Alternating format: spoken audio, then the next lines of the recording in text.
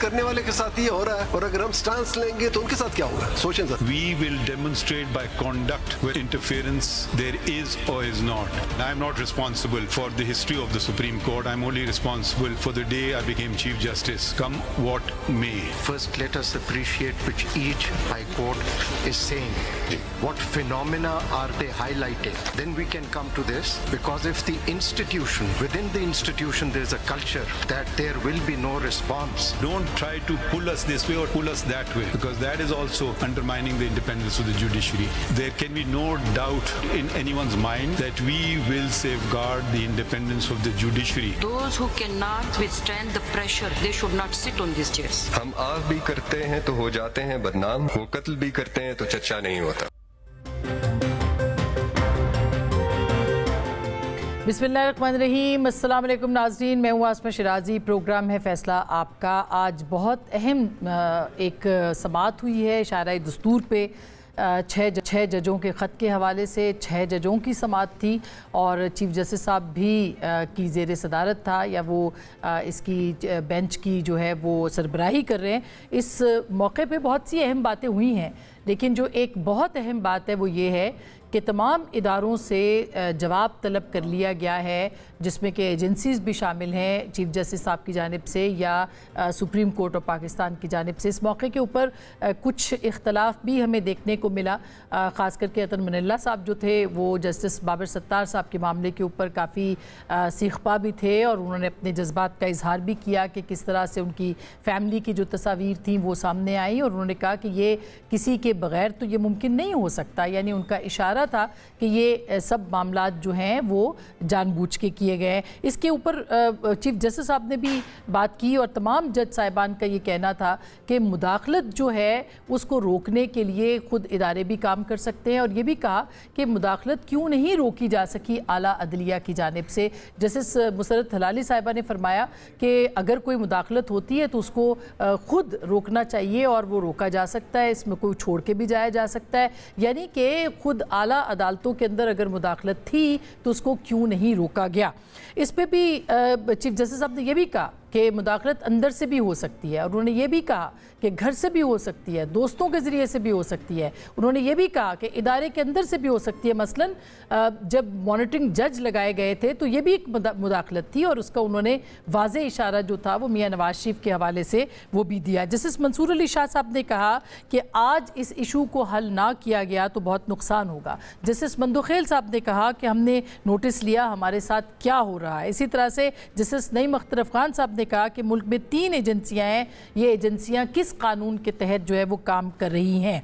बहरहाल असल मामला यही है कि ये देखना है कि क्या मुदाखलत रोकी जा सकती है या नहीं रोकी जा सकती। क्या आला अदलिया में, अदालत उज़्मा में ये मुदाखलत बढ़ती चली जा रही है, क्या हाई कोर्ट्स में ये अदालत में मुदाखलत बढ़ती चली जा रही है, ये एक अहम सवाल है। इसके ऊपर क्या कानून साजी हो सकती है, क्या अदलिया की जो इस्लाहात हैं वो हो सकती हैं, क्या मिसाक जमहूरियत का एक अहम नुक्ता जिसमें कि अदालती इस्लाहात या कॉन्स्टिट्यूशनल कोर्ट्स का मामला था वो भी आ सकता है। इसके ऊपर भी बात करेंगे। और फैसल वावडा साहब ने इस्लामाबाद हाई कोर्ट से रब्ता किया है, उन्होंने जस्टिस बाबर सत्तार साहब के हवाले से डिटेल्स मांगी हैं कि बताया जाए कि क्या उन्होंने अपने ग्रीन कार्ड के हवाले से वर्बल बताया था, रिटन बताया था, कब बताया था। ये उन्होंने एक बाकायदा ख़त जो है वो इस्लामाबाद हाई कोर्ट को लिखा है। दूसरी जानिब पोलिटिकल जो एक मुफाहमत की बात है या मुज़ाकरात की बात हो रही है या पसे पर्दा मुज़ाकरात की बात हो रही है। आज अंसार अब्बासी साहब ने बहुत अहम स्टोरी की है, और वो स्टोरी है खालिद नईम लोधी साहब जो कि जनरल रिटायर्ड हैं, उनके हवाले से जो तजावीज़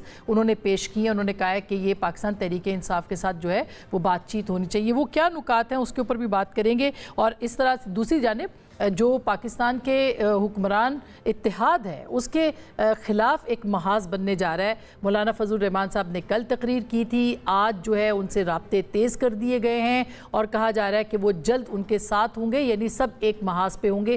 क्या ये महाज जो है वो हुकूमत गिरा पाएगा, नहीं गिरा पाएगा, इसके ऊपर भी आज के इस प्रोग्राम में हम बात करेंगे। इस वक्त हमारे साथ हमारा मौजूद है जनाब तारिक फजल चौधरी साहब, हमारे साथ मौजूद हैं।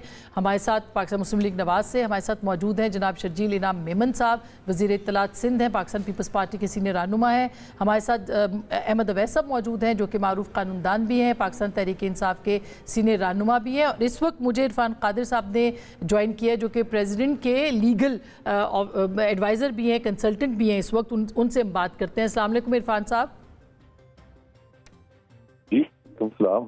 इरफान कादिर साहब, हम ये जानना चाह रहे हैं कि ये जो 6 जजों का मामला है इवेंचुअली आपको किस तरफ जाता हुआ दिखाई दे रहा है, और क्या आपको आज की प्रोसीडिंग से लगा कि ये जो मुदाखलत की बात हो रही है ये मुदाखलत रोकी जा सकती है? देखिए, मैं काफ़ी मसरूफ़ रहा था, तो मुझे ये 6 जजेस की प्रोसीडिंग्स जो है इसके बारे में मुझे खबर ऐसा नहीं हासिल कर सका। तो लेकिन ये जो चीज़ है, ये समझता हूँ कि हमारे जितने भी इदारा जाते हैं उनको अपनी हदूद क़यूद में रह के ही काम करना चाहिए, और उसमें डेफिनेटली किसी इदारे को नहीं चाहिए कि वो अदलिया की डोमेन में आए, अदलिया को भी नहीं चाहिए कि वो एग्जीक्यूटिव की डोमेन में आए, या वो किसी तरह से भी वो मुकन्ना की डोमेन में आए। तो अब ये ज़रूरी चीज़ है कि अदारा जात का एक इस तरह का अंडरस्टैंडिंग होनी चाहिए, इस तरह की लीगल रिफॉर्म्स आने चाहिए कि हमारे तमाम अदारे जो है अपनी हदूद क़यूद में रहे। लेकिन आपको इरफान कादिर साहब लग क्या रहा है, क्योंकि जो कानून साजी की बात की जा रही है, तो कानून साजी की अदालतें कह सकती हैं कि कानून साजी हो, और कानून साजी हो तो किस तरह की हो, ये भी एक अहम मसला होगा। तो आपको क्या लगता है पार्लियामेंट पे ये मामला जाएगा क्या?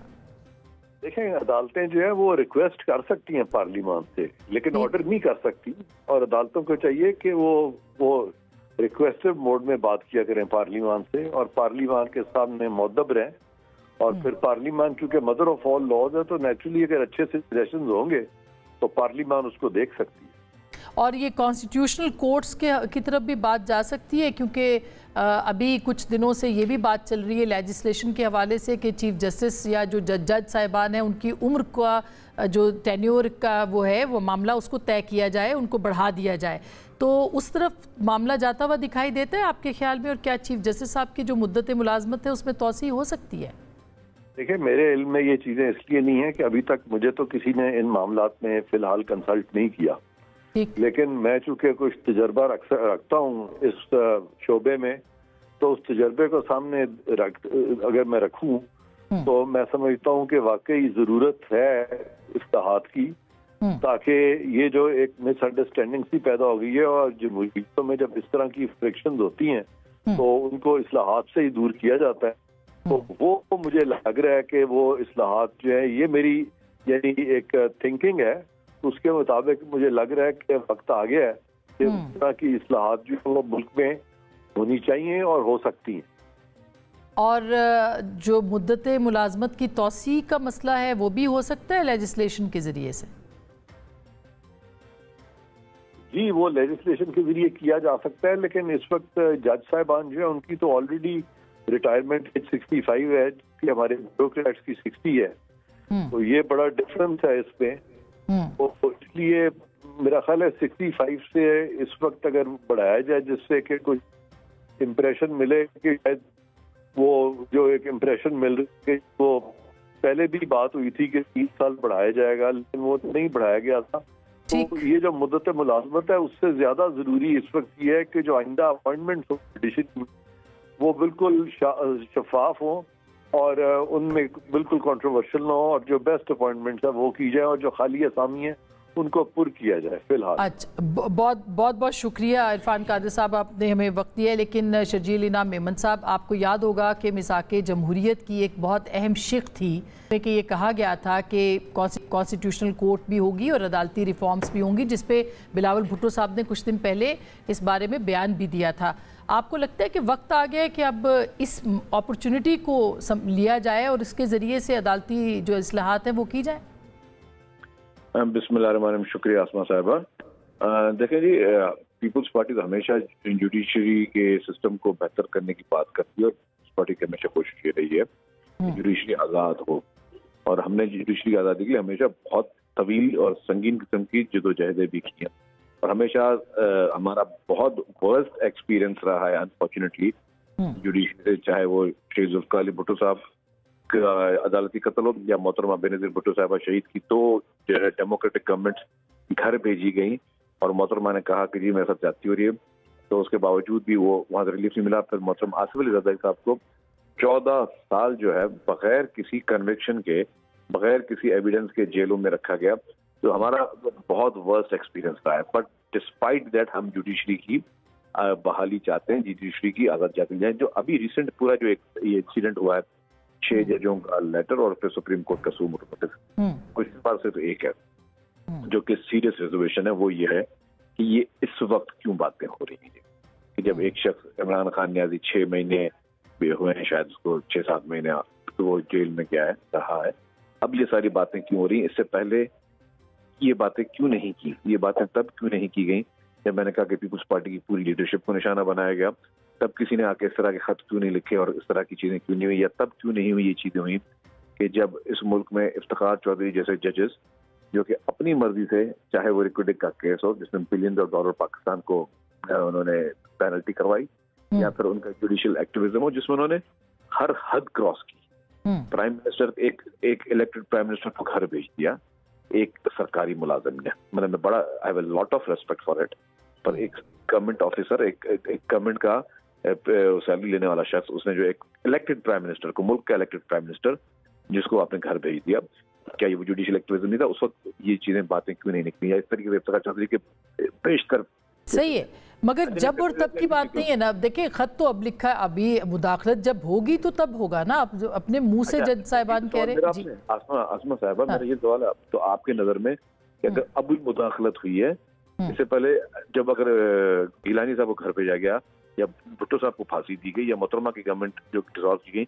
तब मुदाखलत नहीं थी? तो ये चीजें सिर्फ इमरान खान की मौजूदगी में ये पूरा माहौल क्यों क्रिएट किया जा रहा है? मेरा सवाल ये है। इमरान खान की, क्योंकि अगर आज इमरान अच्छा मैं आप बात करूं, मुझे लेट मी कंप्लीट प्लीज जी, तो मैं तो 2 मिनट लूंगा, फिर पहले आप शो को कहीं और कर दीजिएगा जी।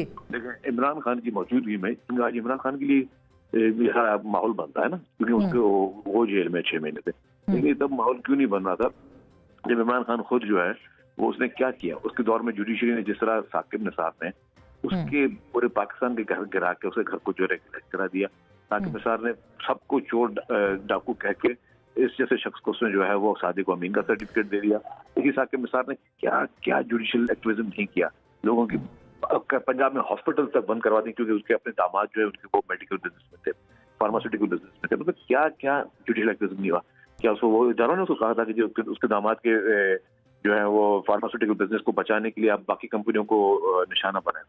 ये तो किसी नहीं। अच्छा ठीक है, मगर चले मैं इस पे मजीद भी बात करूंगी आपके साथ, लेकिन अहमद अवैस साहब आप इस पे बताइए। एक तो ये आपको लगता है कि ये गैर मामूली समात थी, गैर मामूली हालात थे? शर्जील साहब ने जो बात की है उसका भी जवाब दे कि अब क्यों याद आया, और ये सवाल मुसलसल पूछा जा रहा है कि ये 6 जजों का जो ख़त है ये पहले क्यों नहीं आया? हालांकि कल जो इंकशाफ हुआ है वो ये कि पीडीएम की गवर्नमेंट जब आई तो उस वक्त उनको बताया गया कि ये जो कैमरे हैं वो लगाए गए, तो पीडीएम की गवर्नमेंट के भी कान पे जूं नहीं दी गई। ये भी मैं पूछूंगी तारिक फजल साहब से, आपको क्या लगता है ये मामला किसी करवट बैठेगा? बिस्मिल्लाहिर्रहमानिर्रहीम, देखिए ये मामला नहायत संगीन है, इसका अदराक आपको भी है और बाकी मीडिया को भी, और तमाम जो लोग अहले नज़र हैं उनको भी इस बात का यकीनन इदराक है कि बड़ी ख़तरनाक सूरत हाल डेवलप हो गई है। और ये इंडिकेट कर रहा है कि एजेंसीज इतनी पावरफुल कर दी गई हैं कि वो मनमानी करते फिर रहे हैं, और एक इस अंदाज की हुकूमत पाकिस्तान में चल रही है, उसको हम डाइवोर्स नहीं कर सकते। जब तक हम उसकी असलियत की तरफ नहीं जाएंगे हम इस मसले के ऊपर बहस भी नहीं कर सकते और समझ भी नहीं आएगी हमें।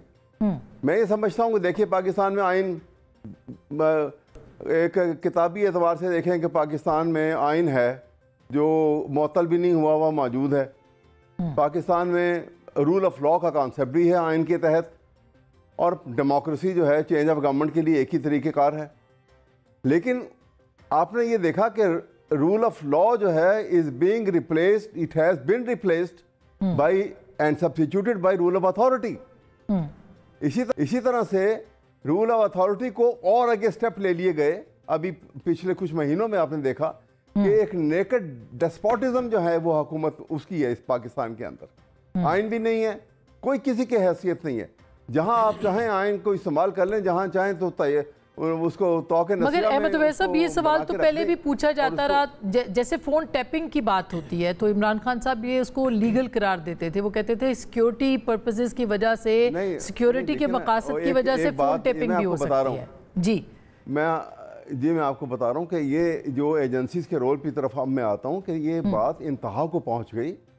तब ये जजेस ने पहले उन्होंने अपने तौर के ऊपर अपने चीफ जस्टिस से कहा, उन्होंने सुप्रीम कोर्ट के चीफ जस्टिस को उस वक्त भी जाके एक लेटर भी लिखा जो कि ओपन नहीं किया गया था, और सीनियर प्यून जज थे उस वक्त ये मौजूदा चीफ जस्टिस, इनसे भी बात हुई। लेकिन जब कोई नतीजा ना निकला और किसी ने कोई तवज्जो ना दी तो और एजेंसीज का जो दबाव था वो बढ़ता चला गया, तो फिर उस वक्त उन्होंने तंग आकर ये एक ओपन लेटर भी लिखा गया और ये 6 जजेस ने उसके ऊपर, ये छोटी सी बात नहीं है, ठीक कि 6 जजेस ने बाकायदा जब ये साइन किए हैं, और एक डॉक्यूमेंट जो है वो एक बड़ा मुस्तनद डॉक्यूमेंट है। जी हाँ, क्योंकि जजेस जो हैं ये अंडर ओथ होते हैं और उनके मुतालिक ये इस बात के शुबहात जो है वो नहीं किए जा सकते। और ये एक्टिविज्म की भी बात की अभी, हाँ अभी हमारे दोस्त ने यहाँ पे बात की कि जुडिशल एक्टिविज्म की, और साकिब निसार साहब के और इफ्तिखार मोहम्मद चौधरी साहब के रेफरेंस से बात की। तो देखिए यहाँ पे एक सूरत हाल है, अपने हदूद से तजावज़ करना तो किसी के लिए भी मुनासिब नहीं और ठीक नहीं है। वो तो ये होता रहा है, ये होता रहा है हदूद से, बिल्कुल बिल्कुल अहमद अवैस साहब, ये तो है। लेकिन अब मैं जी सर, आप एक बात सिर्फ थोड़ी सी मैं आपको इतना बता दूं कि जब ओथ है ना, आप देखिए एक चीफ प्राइम मिनिस्टर का और कैबिनेट मेंबर्स का आप ओथ ले लीजिए, तो उसमें एक सेंटेंस है कि I will preserve, protect and defend the constitution of Pakistan. इसी तरह से चीफ जस्टिस का, ये जज साहबान का जो ओथ है उसमें भी ये सेंटेंस है, I will preserve, protect and defend the constitution of Pakistan. अब पाकिस्तान के कॉन्स्टिट्यूशन को प्रिजर्व किया या डिफेंड करना, अच्छा ये चौधरी साहब जो अहमद अवैस साहब, बिल्कुल सही बात है सर। अब कॉन्स्टिट्यूशन के साथ तो चलना जो है वो सियासी जमातों का, इदारों का, वो सबका किरदार वो अपनी जगह पे है जो आइन ने बनाया, ये कभी हुआ नहीं मगर पाकिस्तान के अंदर। वो ये कह रहे हैं तंग आमद बजंग आमद, यानी 6 जजों के साथ जो हुआ है और जो कि वाकई गैर मामूली वाक़या है जिसकी तहकीकात हो रही है, और आज सारे हाई कोर्ट्स ने कहा है कि जी ये होना चाहिए। जी बिल्कुल, मैं वही सवाल पूछ, जी बिल्कुल। तो क्या आपको नहीं लगता कि ये एक ऐसी सूरत हाल है जिसमें कि चार्जशीट है जो सुप्रीम कोर्ट ने कहा आज कि ये सारी हाई कोर्ट्स ने दे दी है, किसके लिए है ये चार्जशीट? देखिए अहमद अवैस साहब पाकिस्तान तहरीक उन स्पोक्स पर्सनस में से हैं जिनकी मैं दिल से इज्जत करता हूँ। वो हमेशा बहुत नपी तुली और बड़े जो अख्तार वाले लोग होते हैं उस तरह बात करते हैं जो कि लोग तहरीक इंसाफ में कम है। अगली बात जो मैं कर रहा था वो ये है कि ना इन 6 जजेस के स्पोक्स पर्सन अहमद अवैस साहब हैं, ना डॉक्टर तारिक फजल है, ठीक है जी, हम इनके खुद साख्ता स्पोक्स पर्सन बन जाते हैं। ये मामला है सुप्रीम कोर्ट में, और जो इस वक्त बेंच इस मामले को देख रहा है उस बेंच में जो जज साहिबान ऑनरेबल जस्टिस साहिबान हैं वो तमाम के तमाम मुख्तलिफ सूबों की हाई कोर्ट्स के चीफ जस्टिस रहे हुए हैं। ये बड़ा अहम नुक्ता है, ये आपके इल्म में है। बिल्कुल बिल्कुल, वो तमाम चीफ जस्टिस रहे हुए हैं। बिल्कुल, उनमें से अक्सरियत ये कह रही है, बल्कि सारे ये कह रहे हैं कि हमारे दौर में तो किसी ने मुदाखलत नहीं की। मंसूर अली शाह साहब ने ये बात की है, अतर मिन्नल्ला साहब ने ये बात की है कि हमारे दौर में किसी की जरूरत नहीं थी। तो मुझे आप ये बताएं कि फिर इससे आगे मैं आप क्या कहूँ ना, सेल्फ एक्सप्लेनेटरी है।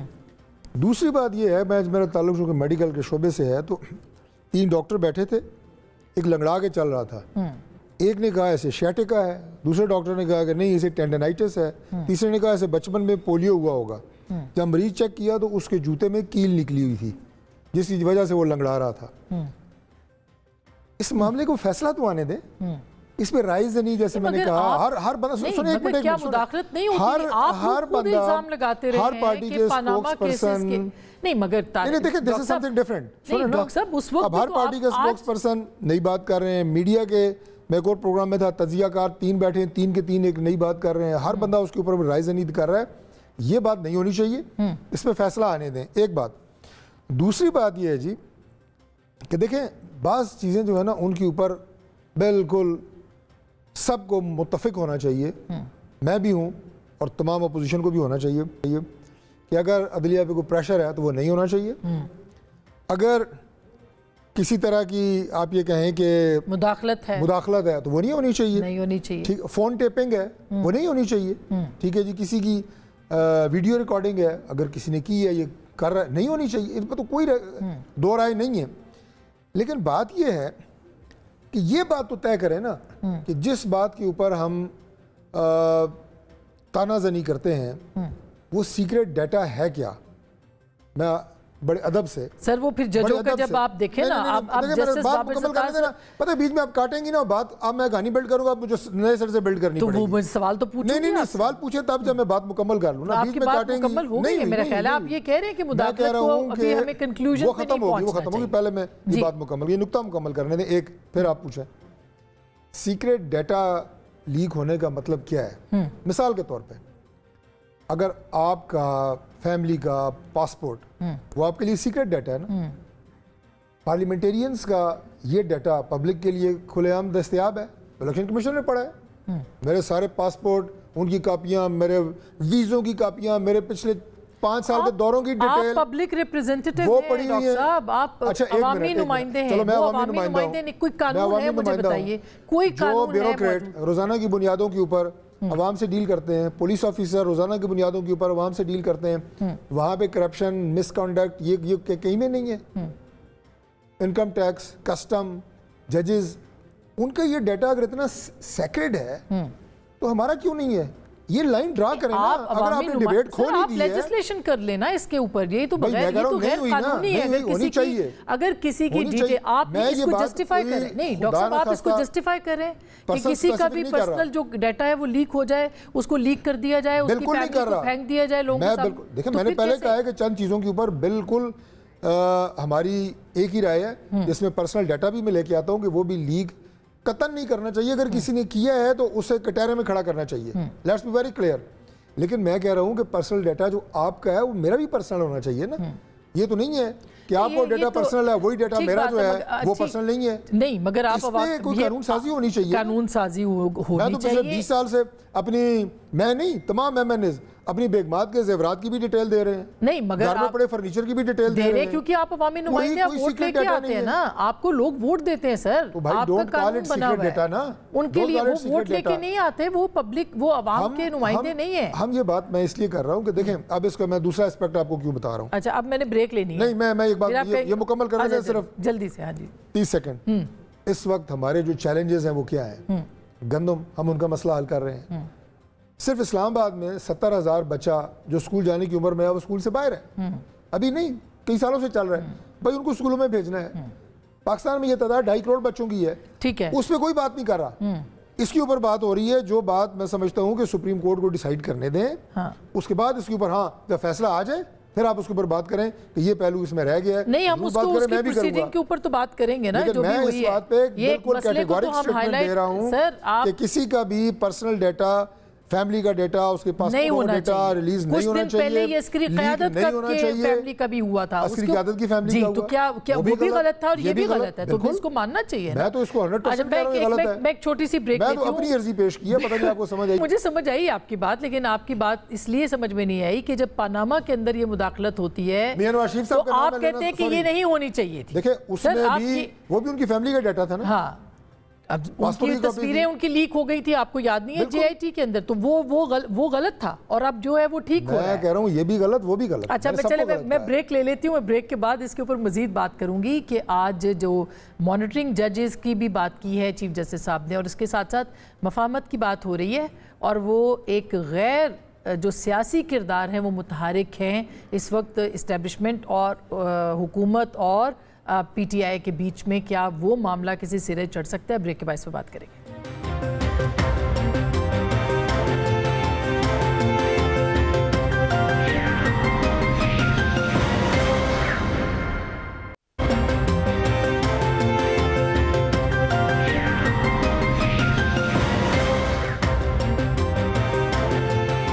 Welcome back. बैक एक दफ़ा फिर आपको खुश आमदीद कहते हैं। शर्जील मेमन साहब, आज आपने एक ख़बर आपकी नज़र से गुजरी होगी कि ये जो अडियाला जेल मुंतकिली वाला केस था बुशरा बेगम साहिबा का, उस पर वो कह रहे हैं कि आज ना उनका वकील आया, और जब हुकूमत यानी जो रियासती काउंसिल थी उसने ये कहा कि हम इसके ऊपर आउट ऑफ कोर्ट बात कर रहे हैं, सेटलमेंट इसके ऊपर हो रही है और हम जल्द आपको इससे आगाह करेंगे।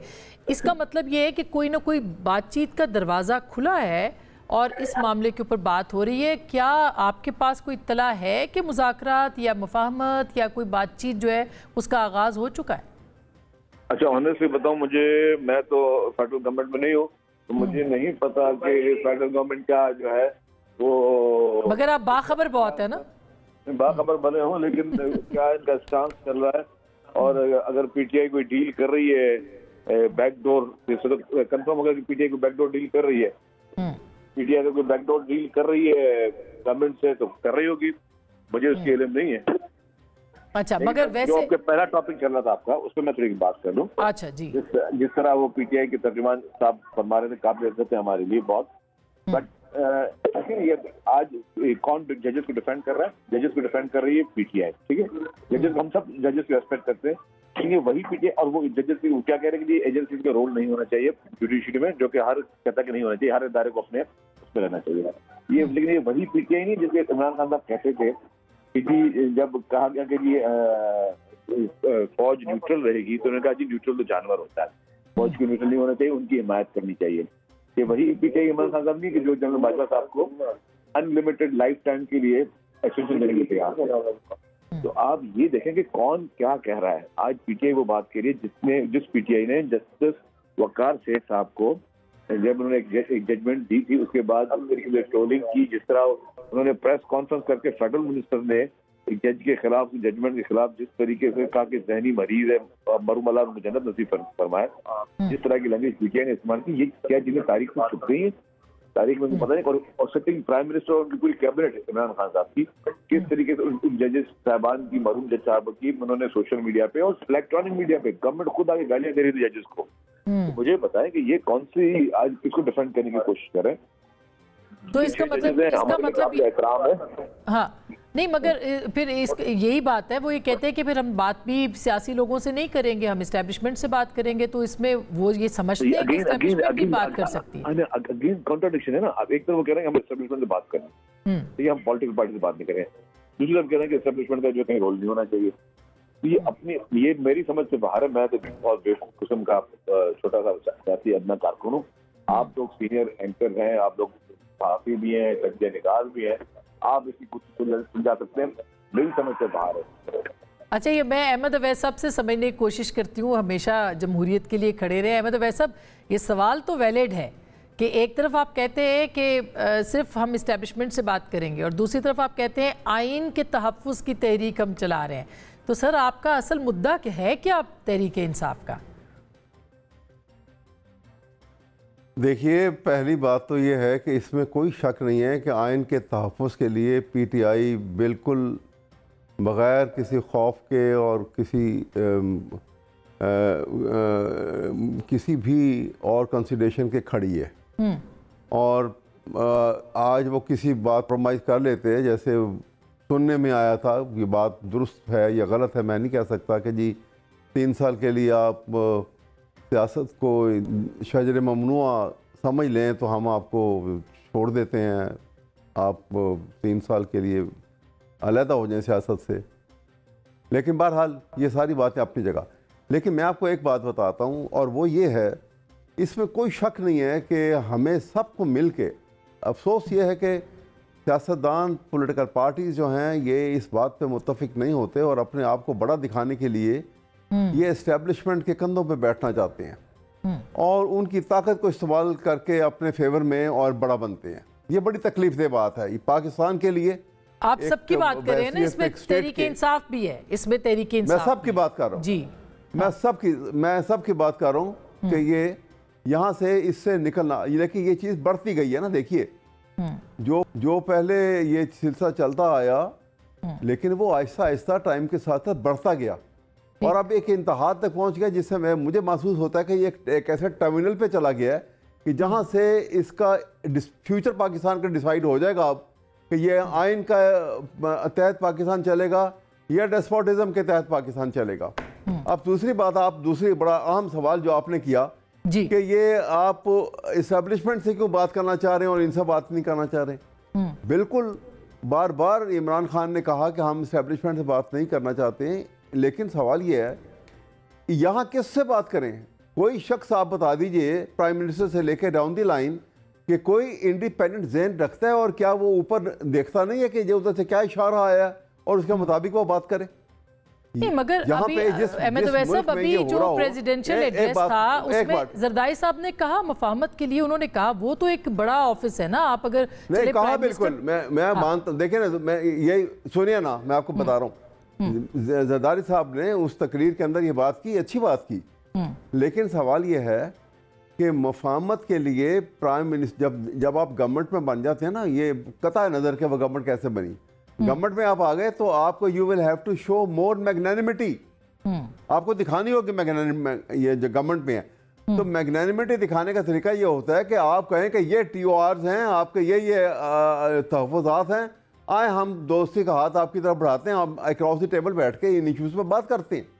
जैसे आपको हिस्ट्री पढ़ी होगी, इंसाफ कह रही है कि हम मशरूत बात करेंगे, जी बिल्कुल, लेकिन मैं आपको बता जी, मगर तहरीक इंसाफ कह रही है मशरूत इन इश्यूज के ऊपर, वो कह रहे हैं कि इन इश्यूज को आप टच करें तो हम बात करने को तैयार हैं। जैसे भुट्टो साहब ने भी जब 1977 के हंगामे हुए थे तो आप हिस्ट्री पढ़िएगा, मुझे तो याद है वो कि वो उस जमाने में उन्होंने बाकायदा टीम जो PNA की टीम बनी थी और एक तरफ गवर्नमेंट की टीम थी जिसमें भुट्टो साहब आप बैठे थे और पूरी नेगोशिएशन एक अरसे कई दिन कई हफ्तों तक चली, और उसके बावजूद मार्शल लॉ लग गया था सर। अच्छा डॉक्टर साहब, ये वो तो लगना ही था, लेकिन एक बात और, एक बात यहाँ पे एक बात और सुन लीजिए सर, मैं ब्रेक जी एक बात सिर्फ ये कहूँगा, अब यहाँ पे सूरत हाल ये है कि मैं सिर्फ इसका इसलिए क्योंकि आपके पास टाइम की किल्लत है, मैं एक शेर में जवाब दूंगा इसका। जी जी जरूर। वो ये है, इनकी कैफियत ऐसे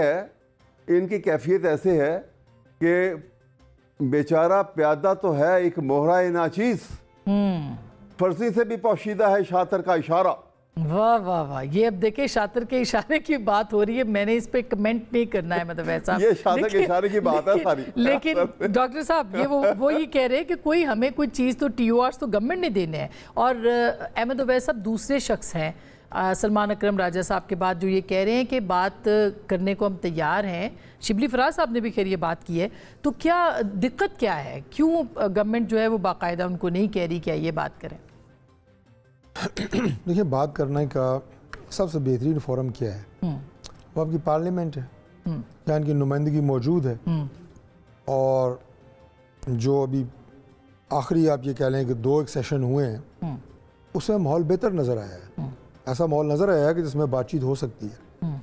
बातचीत के 2 तरीके होते हैं, एक ये कि आप बनाए, एक आपकी तरफ से बने कमेटी बने या नॉमिनीज़ एक हमारी तरफ से बने, बंद कमरे में बैठें, जहाँ भी बैठें बैठ के मीटिंग करें। बातचीत का एक तरीका ये भी है कि हमारी तरफ से कोई वज़ीर प्राइम मिनिस्टर बात करें, लीडर ऑफ अपोजिशन जवाब दें, आप कोई सवाल रेज करें हम उसका जवाब दें, यानी इनडायरेक्ट ये भी तो एक तरीका है ना कि एक दूसरे के इश्यूज़ और कंसर्न्स को पैसिफाई करना और उन्हें एड्रेस करना। प्रॉब्लम कहाँ पे है? प्रॉब्लम ये है कि आप बातचीत की बजाय आपने तो हाथों हाथों में असेंबली में उठाए हुए हैं बाजे और सीटियाँ और गालियाँ, तो फिर बातचीत हमारी तरफ से तो अगर हमने उसका जवाब आपको उसी अंदाज से दिया हो फिर तो ठीक है, अगर फिर उसको ये बात की जाए फिर ये कहते हैं देखें जी, लेकिन अभी मैंने सुना कि नवाज शरीफ साहब बात करने को तैयार हो सकते हैं इमरान खान साहब के साथ। ये देखिए, मैं एक बात अर्ज़ करता हूँ जी, मुख्तसर सी बात है। जिस दिन ये इशाइया था जो सऊदी डेलीगेशन सऊदी वज़ीर ख़ारजा के सरबराही में पाकिस्तान का दौरा किया, तो वज़ीर आज़म हाउस में इशाइया था। अब उसमें हेड टेबल पे ज़ाहिर है वज़ीर आज़म था, वज़ीर ख़ारजा थे, आर्मी चीफ थे, वज़ीर दिफा थे और उनके पूरे डेलीगेशन के लोग थे और हम बैठे थे। मेरे दिल में ये मेरी ज़ाती बात है, ख्वाहिश पैदा हुई कि यहाँ हेड टेबल पे ना प्राइम मिनिस्टर के साथ लीडर ऑफ अपोजिशन भी बैठे होते और वो ये कहते हैं कि हम खड़े होके कि हमारे अपने सियासी इख्तलाफात मौजूद हैं, लेकिन ऑनरेबल गेस्ट, ये मैं आपको बता रहा हूँ कि पाकिस्तान की बात अगर होगी तो उसमें हम इकट्ठे हैं। ये बात करने के लिए कौन तैयार नहीं होगा? आप यहाँ नवाज शरीफ साहब को कहें, प्राइम मिनिस्टर को कहें, कि जनाब पाकिस्तान के लिए बात करनी है आपने, तो तैयार होंगे वो? होंगे, क्यों नहीं होंगे? उनको सिर्फ इशारे की जरूरत है इमरान खान साहब के। बात सिर्फ ये है कि आप फोकस करें इस वक्त, पाकिस्तान को चैलेंजेस से निकालना है। ठीक, ये सबसे अहम बात है जो मैं सबसे पहले अभी प्रोग्राम के शुरू में आपसे कहा था कि हमारे असल मौजूआत क्या होना चाहिए, उस तरफ हम जा ही नहीं रहे। माजरत से, इंतहाई दुख से, एज ए पार्लियामेंटेरियन भी और एज ए पाकिस्तानी भी, हमारी ज़िंदगी में पाकिस्तान प्रायोरिटी लिस्ट में किस नंबर पे है इसे तो डिटरमिन करें। अच्छा, मैं इस पे ब्रेक लेना चाहता हूं। टॉप प्रायोरिटी अगर है, बिल्कुल सही, अगर है मईशत हमारी प्रायोरिटी होनी चाहिए।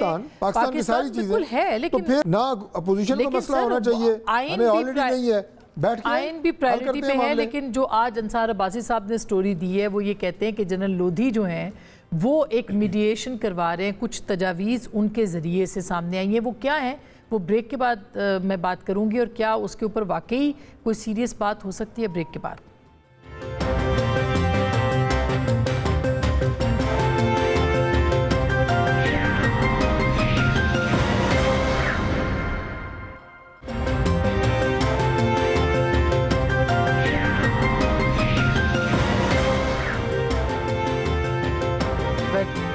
Welcome back. एक दफ़ा फिर आपको खुशामदीद कहते हैं। शर्जील मेमन साहब, ब्रेक से पहले मैं आपको जैसे बताई थी कि जस्टिस नईम लोधी साहब की तरफ से एक आई है स्टेटमेंट कहें या स्टोरी छापी आज द न्यूज़ ने भी, उसमें वो कहते हैं कि जी तमाम सियासी इंतकामी कार्रवाइयों की बंदिश हो, इदारों के खिलाफ बदजुबानी का खात्मा हो और मौजूदा हुकूमत को कम अज़ कम 2 साल तक चलते रहने की तजावीज़ हैं।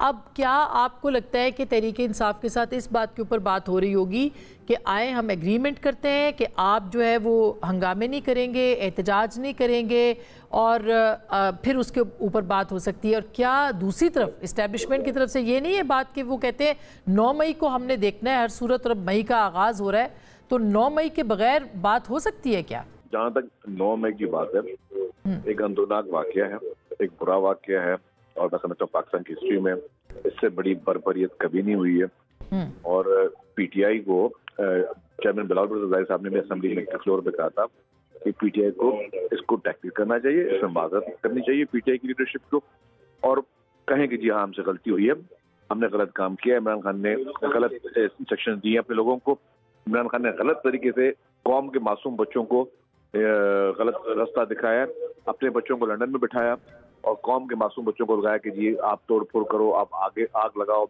आप जो है बसों को आग लगाओ, एम्बुलेंसेस को आग लगाओ, आप हमले करो रियासत पे। ये रियासत पे हमला था, ये किसी, मैं नहीं कहता कि किसी फौज पे हमला था या किसी इदारे पे हमला था या किसी गवर्नमेंट पे हमला था, सूबाई हुकूमत या फर्क, ये रियासत पे हमला था और इसको रियासत के पे हमला हम समझते हैं। और मैं समझता हूँ उस पर देखिए हर चीज का हल होता है ना, ये आए माफी मांगे, तो माफी मांगने में क्या हर्ज है?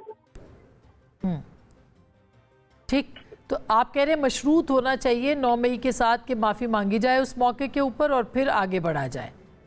सबको, कोई भी हो जिसने इस तरह की कोई चीज की है जो कि इदारों पे किसी ने हमले किए हैं, तो सबको, और जहाँ से आगे बढ़ने की बात है, हमें वाकई प्रेसिडेंट आसिफ अली ज़रदारी साहब कह क्या रहे हैं, प्रेसिडेंट आसिफ अली ज़रदारी साहब, चेयरमैन बिलावल भुट्टो ज़रदारी साहब कह रहे हैं कि आगे चलो, मेहरबानी का सब मिलकर साथ चलो।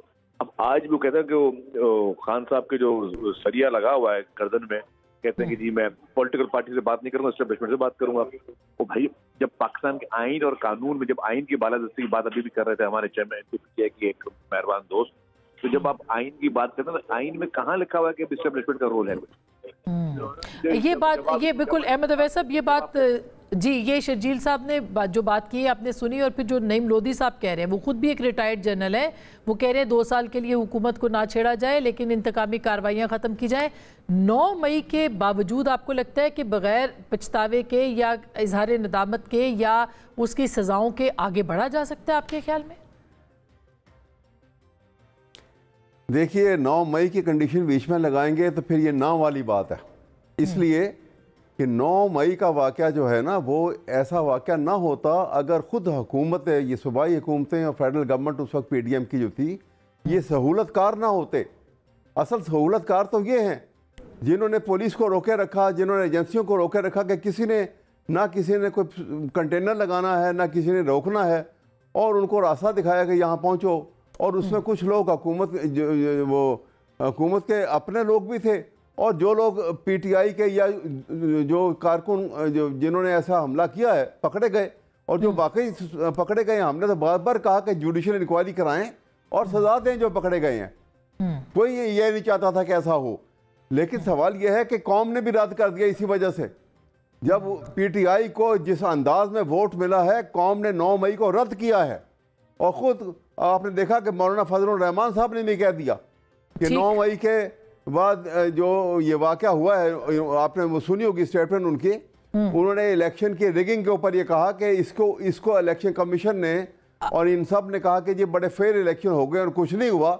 तो इसका मतलब है कि 9 मई का वाक़या गलत था और उसको दफन कर दिया गया। मौलाना के ऊपर जो है वो बात रह भी गई है, मगर क्विकली मैं चाहती हूँ इस पे बात करें। मौलाना आपके ख्याल में शामिल हो जाएंगे, और होंगे तो फिर आपने बात सुनी है अभी कि वो तो फिर एक नई चीज़ है, एक नई तहरीक है जिसका आगाज़ होगा। फिर देखिए, तहरीक वगैरह कोई नहीं चलनी, बाकी जलसे कर सकते हैं, इन्हें इख्तियार है। जो प्रोटेस्ट करें इनका आईनी हकूक़ है इनके। लेकिन एक बात मैं वैसा मुझसे इत्तफाक करेंगे कि ये इजाज़त, अगर ये कैपिटल की बार बार बात कर रहे हैं, कब्ज़ा कर लेंगे, फलां कर लेंगे, तो आप अगर एहतजाज का आईनी हक इस्तेमाल करने की बात कर रहे हैं तो इस्लामाबाद के शहरियों के भी आईनी हकूक़ हैं। वो है कि बच्चे को स्कूल जाना उसका आईनी हक है, मरीज़ का अस्पताल जाना आईनी हक है। तो हुकूमत नहीं होने देगी। हमारे जो दुकानदार हैं, मजदूर हैं, उनका रोज़ी कमा के बच्चों को देना ये उनका आईनी हक है, उसका तहफ़्फ़ुज़ हम करेंगे। इस्लामाबाद के शहरियों के आईनी हकूक़ का तहफ़्फ़ुज़ करेंगे। ये कब्ज़ा करना, शहर बंद करना, ये न पहले करने दिए, ना आइंदा करने देंगे। अच्छा, बहुत शुक्रिया। मेरा ख्याल है कि बातचीत वाले से आपने बातचीत सुनी है। पार्लियामान सबसे अहम प्लेटफॉर्म है, वहाँ पर अगर सब लोग बात कर सकते हैं तो फिर बेहतर होगा। लेकिन ये कैसे हो सकता है कि गैर सियासी किरदारों के ज़रिए से सियासत पे बात की जाए? गुफ्तगू आपने सुनी, फैसला आपका।